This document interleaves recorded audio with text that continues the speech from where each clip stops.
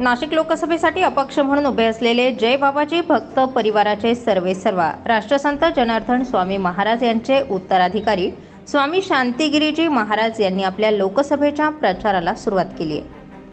Nashik road येथील छत्रपती शिवाजी महाराज यांच्या अश्वारूढ पुतळ्याला पुष्पहार अर्पण करून त्यांनी सिन्नर तालुक्यातील ग्रामीण भागात आपली प्रचार रॅली सुरू केली आहे। यावेळी ग्रामीण भागामध्ये उत्स्फूर्त असा प्रतिसाद नागरिकांनी या रॅलीला दिलाय। रॅलीमध्ये सहभागी होऊन स्वामी शांतिगिरीजी महाराज यांचा विजय निश्चित होणार असल्याचाही विश्वास व्यक्त केलाय।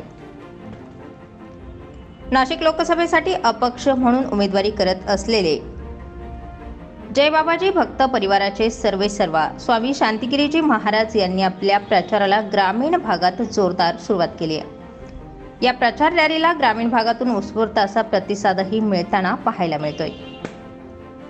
स्टार 24 फास्ट न्यूज साठी दीपक अंभोरे, नाशिक।